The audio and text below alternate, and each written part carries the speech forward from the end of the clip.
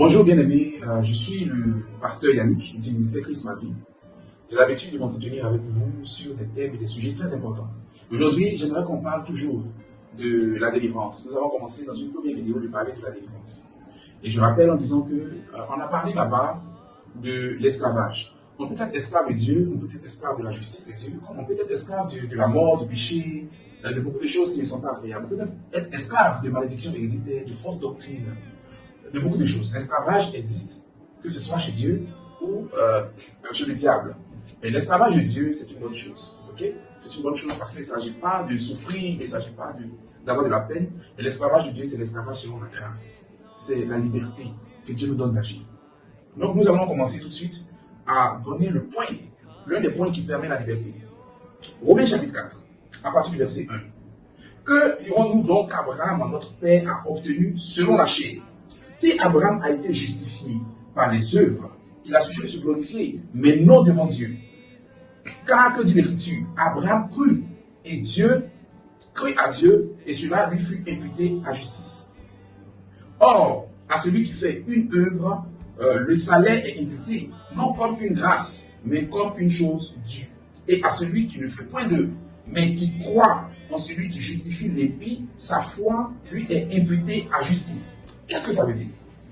Qu'est-ce que ça veut dire? Il a dit, celui qui croit, c'est sa foi qui lui est imputée à justice. Okay? Selon qu'il est dit, Abraham a cru et sa foi lui fut imputée à justice.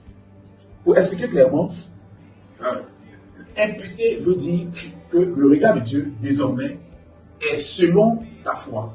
On se comprend? Abraham, qu'est-ce qu'il a cru en réalité? Il a cru que Dieu allait lui donner une descendance nombreuse. Okay? Dieu allait lui donner beaucoup d'enfants et cela remonte, je vous dis, à la promesse de Dieu à Abraham. C'est Dieu, quand il a appelé Abraham, lui a dit, je rendrai ton nom grand, je multiplierai ta postérité, je te bénirai. C'est Dieu qui a fait ces promesses. Et Dieu lui a dit, j'ai fait de toi le père d'une multitude. Qu'est-ce qu'Abraham devait faire? Il devait juste croire en ce que Dieu lui a dit. On se comprend? Il devait juste croire en ce que Dieu lui a dit. Parce que quelque part, Abraham, qui était un homme normal, naturel, considérait son corps. Quand il parlait à Dieu, il dit, mais je suis vieux. Et Sarah, elle est vieille, elle n'est plus en état d'avoir d'enfant. Donc regardez où il avait les regards. Un homme peut être esclave de la vue, de tout ce qui est naturel. C'est normal que le corps vieillisse. Mais il se trouve qu'il y a un autre domaine de vie.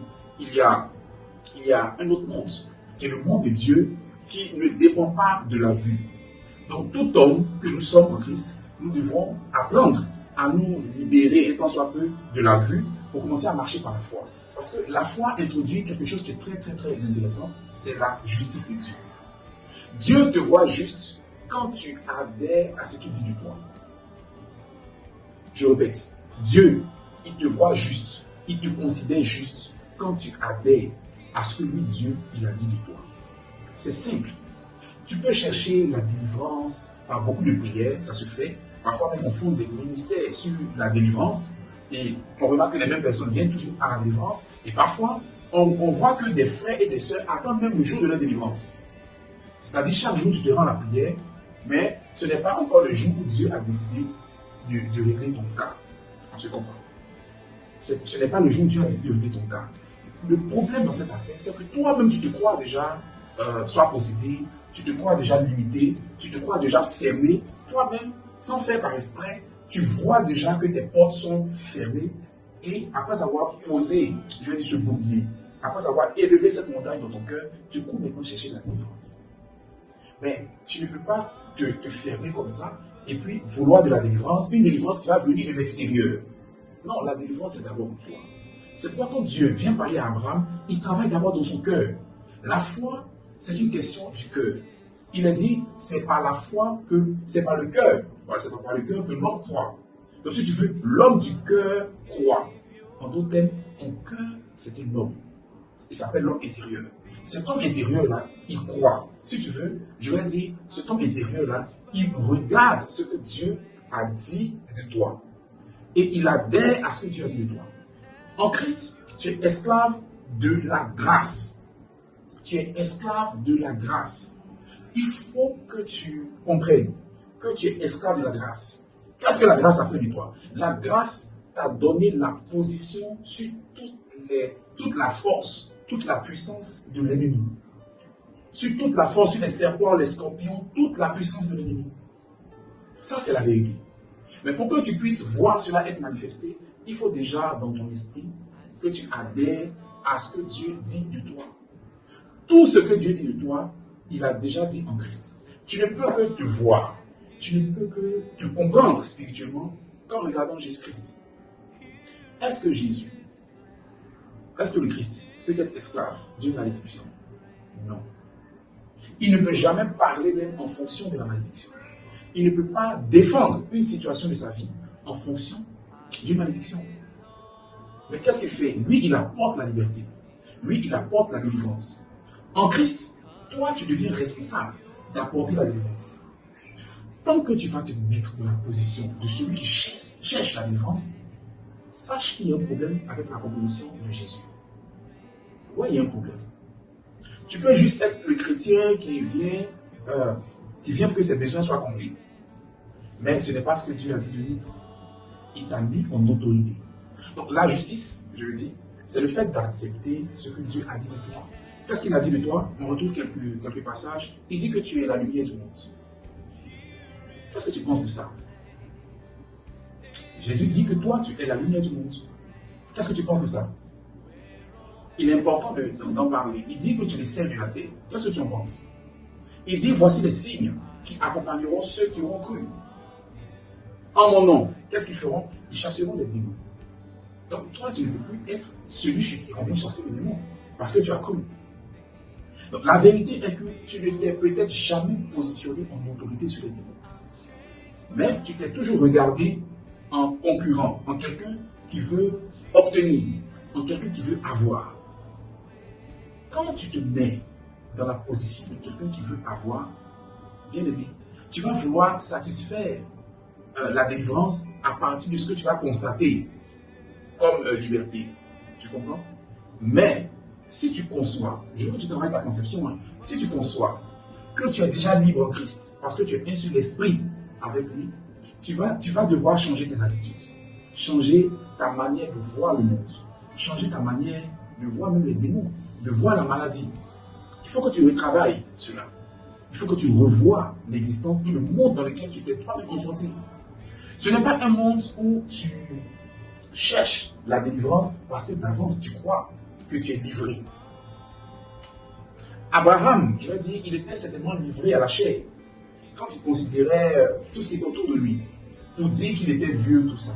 Mais quand Dieu vient parler dans son cœur, Dieu lui dit, moi j'ai fait de toi le père d'une multitude. Qu'est-ce qu'il doit faire? Il est obligé de laisser le regard de la chair, de laisser le regard sur son corps qui est épuisé, pour rejoindre la pensée de Dieu. Pour rejoindre la pensée de Dieu. Le texte que nous avons lu ici, regardez ce qu'il dit. Que dirons-nous donc qu'Abraham, notre père, a obtenu selon la chair? On comprend? Si Abraham a été justifié par les œuvres, il a sujet de se purifier, mais non devant Dieu. Qu'est-ce qu'il a obtenu selon la chair? Qu'est-ce que la chair a bien pu donner à Abraham? Est-ce que c'est parce qu'il a produit des œuvres? Est-ce qu'il a fait quelque chose? Est-ce qu'il s'est rajeuni même pour pouvoir bénéficier des promesses de Dieu? Non. Non, il n'a rien fait. Parce que là, il ne s'agit pas d'un salaire. La délivrance dont on parle en Christ, ce n'est pas le résultat de longues prières, le résultat de rencontres avec le prophète tel, ce n'est pas le résultat de recherche de beaucoup de choses, mais c'est un don gratuit. Un don gratuit. Et pour cela, il faut te livrer à la justice. Je dis ce que c'est que la justice. La justice, c'est le fait que Dieu te regarde comme quelqu'un de juste. La justice, selon l'homme, c'est que tu respectes la loi, tu respectes tout ce qui est dit. Et puis l'homme te dit que tu es juste. La loi te dit que tu es juste. Mais la justice, selon Dieu, c'est que c'est Dieu qui dit qui tu es à ses yeux. Dieu te dit qui toi tu es à ses yeux. Et toi, tu valides ce que Dieu a dit de toi et tu commences à marcher d'après ce que Dieu a dit de toi. On comprend? Tu valides, tu acceptes. C'est ça la foi. La foi vient de ce qu'on entend. Et ce qu'on entend vient de la parole de, tu peux terminer avec moi, de Christ. Certaines formulations disent de la parole de Dieu. On reprend. La foi, c'est une création de la parole de Dieu dans notre cœur. La parole de Dieu vient te donner la bonne image que Dieu dit qu'il a de toi. Tu comprends? Dieu, lui, il a une image de toi.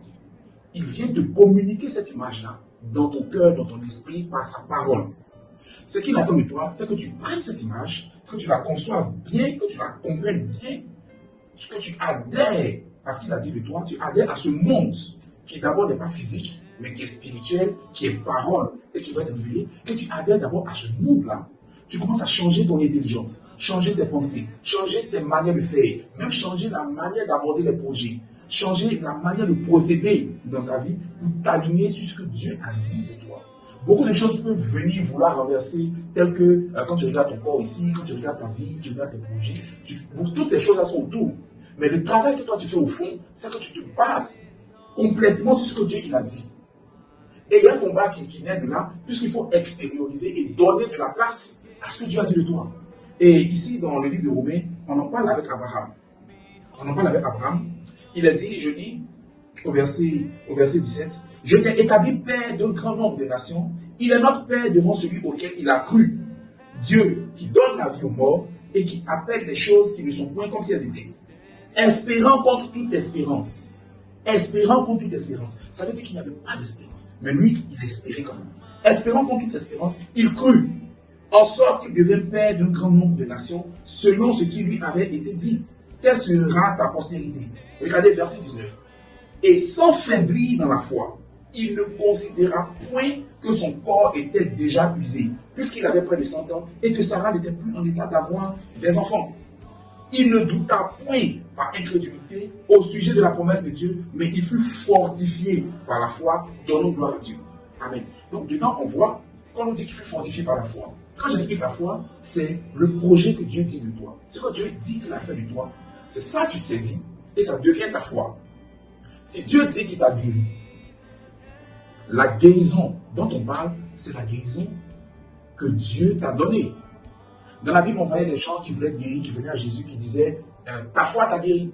Mais ici, moi, je ne dis pas que tu as formé une foi de toi-même. J'explique que Dieu te donne sa parole et je te dis que tu as été guéri par cette meurtrissure et l'Esprit de Dieu qui vit en toi, prend soin de ton corps mortel, te vitalise, te maintient en bonne santé.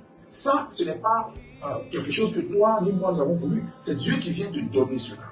Donc, dans ton état de maladie incurable, voici une situation dans laquelle Dieu veut que tu prospères, que tu progresses et que tu ne formes plus d'incrédulité. Parce que tu peux former une incrédulité. C'est-à-dire que tu peux former un rocher, tu peux former un bloc contre la parole de Dieu. Comme tu peux prendre ce que Dieu a dit et puis construire ton cœur, construire ta conscience, construire ta mentalité. Quand tu fais cela, tu fais effectivement un combat de la foi. C'est-à-dire un combat de la parole de Dieu qui est en toi et qui germe, qui prend de la place. Quand tu fais ça, aux yeux de Dieu, tu es juste. Il a dit Dieu t'impute sur la justice. Imputer, ça veut dire désormais Dieu te voit comme ça. Désormais, c'est ce que Dieu pense de toi. Désormais, Dieu t'a établi comme ça. Désormais, c'est ce que Dieu dit de toi. Parce que tu as adhéré à ce que Dieu a dit de toi. Amen. Donc, tu peux être esclave de la mort, mais tu peux être esclave de la justice. Par la foi qui est en Jésus-Christ. Parce qu'en réalité, Dieu a fait de toi sa justice. Amen. Donc, Dieu soit béni. Et j'espère faire une petite conclusion la prochaine fois. Merci de me suivre. C'était le pasteur Yannick de Christ. À bientôt.